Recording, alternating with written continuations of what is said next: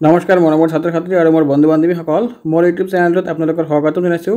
আজি মই লৈ আহিছোঁ ক্লাছ 6ৰ চেপ্টাৰ 13 ভাৰতৰ শাসন ব্যৱস্থাৰ গঠন। ছাত্ৰ ছাত্ৰীসকল ভিডিঅ'টো স্কিপ নকৰাকৈ গোটেইখিনি চাব। তোমালোকে ইয়াত পাঠভিত্তিক গোটেইখিনি কুৱেশ্যন দিয়া আছে আৰু অতি সহজভাৱে তোমালোকৰ কাৰণে লৈ অহা হৈছে। অনুশীলনী 1 আৰু ইয়াৰ পৃষ্ঠা নম্বৰ 106। 1 নম্বৰত দিয়া আছে তলৰ প্ৰশ্নবোৰৰ উত্তৰ দিয়া। ছাত্ৰ ছাত্ৰীসকল খুবেই ইম্পৰ্টেণ্ট কুৱেশ্যন, তোমালোকে চাই ল'বা।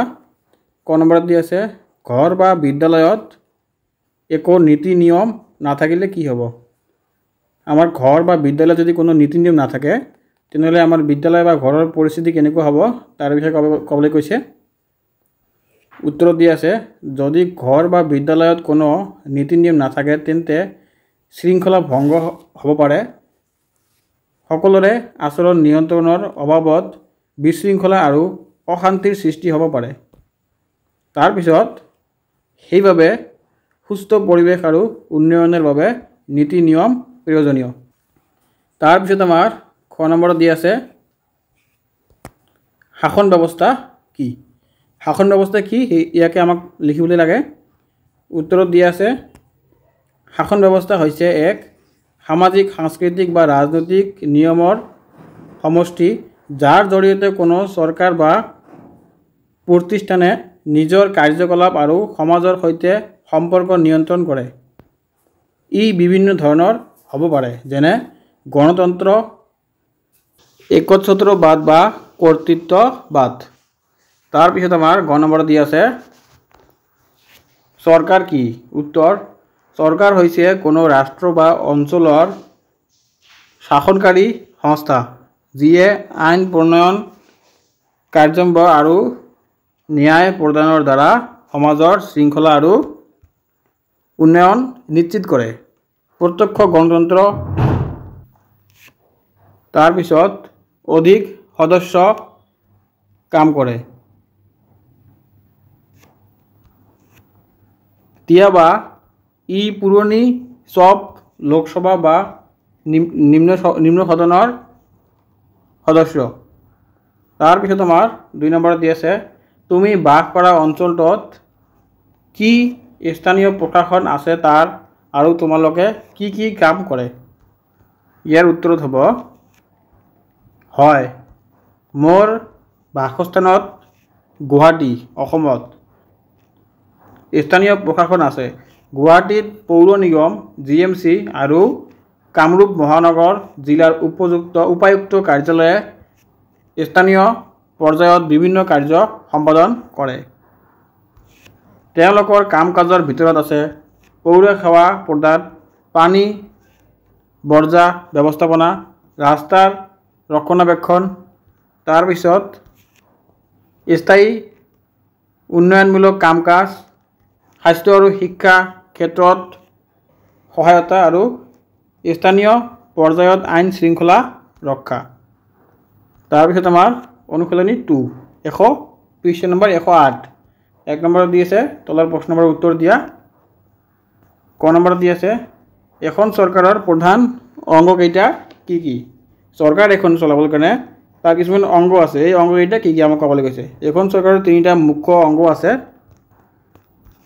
1 নম্বৰ আছে বিধায়ন অংগ, মানে আইন প্ৰণয়ন কৰে। ছাত্ৰ ছাত্ৰীসকল এইটো খুবেই ইম্পৰ্টেণ্ট, তোমালোকৰ এইটো ভেৰি ইম্পৰ্টেণ্ট, মুখস্থ কৰি ল'বা, পৰীক্ষাত আহি থাকে 2 মাৰ্কছৰ। প্ৰথমটো আছে আমাৰ বিধায়ন অংগ, দ্বিতীয়টো আছে কাৰ্যবাহী অংগ, মানে আইন কাৰ্যম্ভ কৰে। তৃতীয়টো হ'ল বিচাৰ অংগ, আইনৰ ব্যাখ্যা দিয়ে আৰু ন্যায় প্ৰদান কৰে। তাৰপিছত খ নম্বৰত দিয়া আছে চৰকাৰ এখনৰ 3টা অংগই কেনেধৰণে কাৰ্য সম্পাদন কৰে? ছাত্ৰ ছাত্ৰীসকল এইটো কুৱেশ্যন তোমালোকৰ খুবেই ইম্পৰ্টেণ্ট, ভেৰি ইম্পৰ্টেণ্ট। এইটো চাবা তোমালোকে। চৰকাৰ এখনৰ কেনেকৈ কাম কৰে। এইটো ভাৰত চৰকাৰক 2টা ভাগত ভাগ কৰিছে, কেন্দ্ৰীয় আৰু ৰাজ্যিক। কেন্দ্ৰীয় হ'ল কেন্দ্ৰত থকা চৰকাৰ কেন্দ্ৰীয় চৰকাৰ আৰু ৰাজ্যত থকা চৰকাৰ ৰাজ্য চৰকাৰ বুলি কোৱা হয়। তাৰ অংগ আছে ইয়াত কাৰ্যপালিকা, বিধানপালিকা আৰু ন্যায়পালিকা। 3টা ভাগত ভাগ কৰিছে। আকৌ এই 3টা ভাগত ভাগ কৰিছে। কাৰ্যপালিকা 2টা ভাগত ভাগ কৰিছে, গঠন কেন্দ্ৰীয় আৰু গঠন ৰাজ্যিক। কাৰ্যপালিকা দুটা ভাগত ভাগ কৰিছে, এটা হ'ল গঠন কেন্দ্ৰীয় আৰু এটা গঠন ৰাজ্যিক। গঠন কেন্দ্ৰীয়ত আছে ৰাষ্ট্ৰপতি, তাৰপিছত প্ৰধানমন্ত্ৰী নেতৃত্বাধীন আৰু মন্ত্ৰী পৰিষদ, আৰু ৰাজ্যত আছে ৰাজ্যপাল, মুখ্যমন্ত্ৰী নেতৃত্বাধীন আৰু মন্ত্ৰী পৰিষদ। তাৰপিছত বিধান পালিকাত আছে, কেন্দ্ৰত আছে আৰু ৰাজ্যত আছে। কেন্দ্ৰত আছে আমাৰ লোকসভা, ৰাজ্যসভা, আৰু ৰাজ্যত আছে বিধানসভা আৰু বিধান পৰিষদ। তাৰপিছত ন্যায়পালিকা আছে আমাৰ কেন্দ্ৰত সুপ্ৰিম কোৰ্ট বা উচ্চতম ন্যায়ালয়, আৰু ৰাজ্যসভাত আছে উচ্চ ন্যায়ালয়। তাৰপিছত ছাত্ৰ-ছাত্ৰীসকল এইবিলাক তোমালোকে পঢ়ি ল'বা। এই দুটা মিলি আইন কাৰ্যকাৰী কৰে, আৰু ইহঁতে আইন প্ৰণয়ন কৰে, আৰু ইহঁতে আইনৰ ভিত্তি আৰু সঠিক কাৰ্যকাৰীকৰণৰ বিচাৰ কৰে।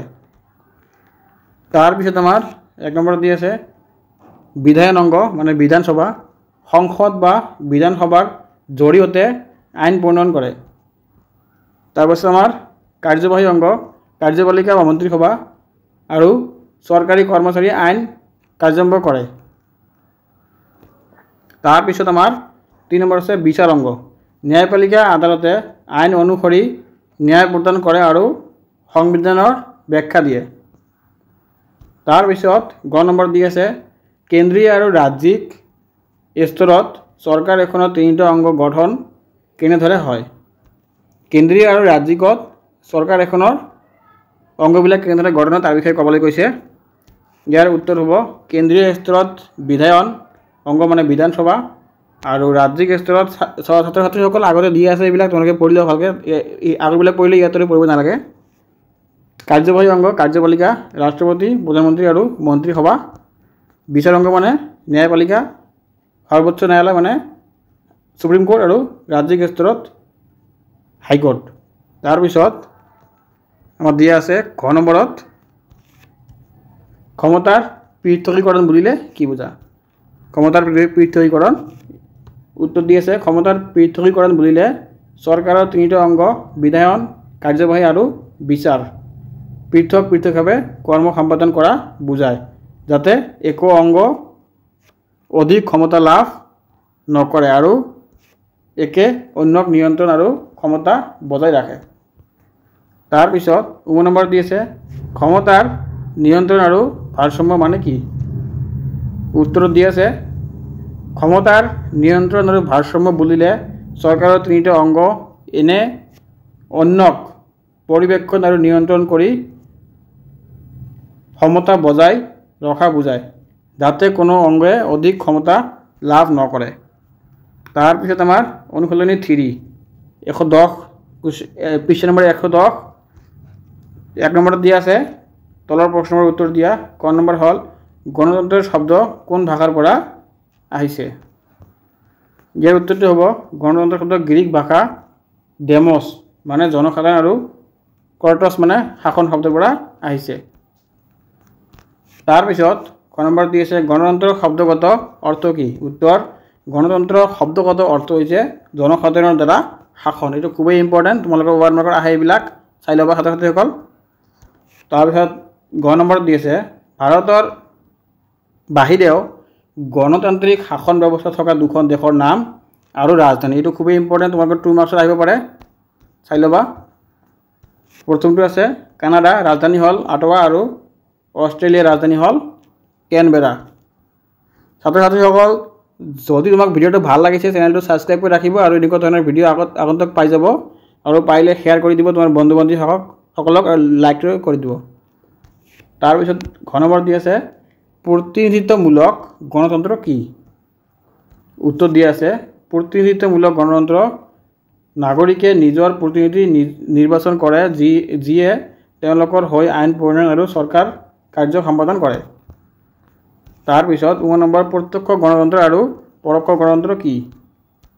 উত্তৰ দি আছে প্ৰত্যক্ষ গণতন্ত্ৰ নাগৰিকে সৰ্বসাধাৰণভাৱে আইন প্ৰণয়ন আৰু সিদ্ধান্ত গ্ৰহণত অংশ লয়, আৰু পৰোক্ষ গণতন্ত্ৰত নাগৰিকে প্ৰতিনিধিত্ব নিৰ্বাচন কৰি তেওঁলোকৰ দ্বাৰা চৰকাৰ চলায়। 6 নম্বৰ হ'ল তৃণমূল গণতন্ত্ৰ। তৃণমূল গণতন্ত্ৰ কি। উত্তৰ দি আছে তৃণমূল গণতন্ত্ৰ স্থায়ী পৰ্যায়ত জনগণে নিজৰ সমস্যা আৰু উন্নয়নমূলক কাম কাজত সক্ৰিয়ভাৱে অংশ লয়, যেনে পঞ্চায়ত, নগৰ নিগম আদিৰ জৰিয়তে। তাৰপিছত আমাৰ বহুত ইম্পৰ্টেণ্ট কুৱেশ্যন, অতিৰিক্ত কুৱেশ্যন তোমৰা চাই ল'বা। ইয়াৰ পৰা 1 মাৰ্কৰ আহি থাকে, তোমাৰ 1 বা 2 মাৰ্কৰ আহি থাকে। 1 নম্বৰত দি আছে গণতান্ত্ৰিক শাসন ব্যৱস্থাৰ সুবিধা কি? উত্তৰ, জনগণৰ অংশগ্ৰহণ নিশ্চিত হয়, মৌলিক অধিকাৰ সংৰক্ষিত থাকে, আইনৰ শাসন প্ৰবল হয়, স্বচ্ছতা আৰু জবাবদিহিতা থাকে।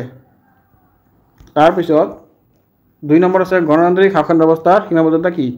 উত্তৰ দি আছে ইয়াত সিদ্ধান্ত গ্ৰহণৰ সময় লাগে আৰু জনগণৰ অজ্ঞাত বা অসচেতনতাৰ সমস্যা সৃষ্টি কৰিব পাৰে। তাৰপিছত দলীয় আৰ্থিক প্ৰাধান্য দেখা যায়। তাৰপিছত 3 নম্বৰ দি আছে স্থানীয় চৰকাৰৰ ভূমিকা কেনেধৰণৰ? উত্তৰ, স্থানীয় চৰকাৰে আঞ্চলিক উন্নয়ন, স্বাস্থ্য, শিক্ষা, পানী, বৰ্জ্য ব্যৱস্থাপনা আদিত গুৰুত্বপূৰ্ণ ভূমিকা পালন কৰে। তাৰপিছত আমাৰ দি আছে 4 নম্বৰত ভাৰতত কেন্দ্ৰ আৰু ৰাজ্যৰ মাজত ক্ষমতাৰ বণ্টন কেনেধৰণৰ? উত্তৰ দি আছে আমাৰ ভাৰতৰ সংবিধান অনুসৰি কেন্দ্ৰীয় ৰাজ্যিকৰ আৰু সমবায়ী কনকাৰেণ্ট তালিকা আছে, যাৰ জৰিয়তে বিষয়ভিত্তিক ক্ষমতা বণ্টন কৰা হৈছে। ছাত্ৰ ছাত্ৰীসকল, ভিডিঅ'টো ইয়াতে শেষ কৰিলোঁ। তোমালোকে চেনেলটো লাইক কৰিবা আৰু পাৰিলে কমেণ্টত জনাই দিবা আৰু এনেকুৱা ধৰণৰ ভিডিঅ' তোমাক লাগে। ধন্যবাদ।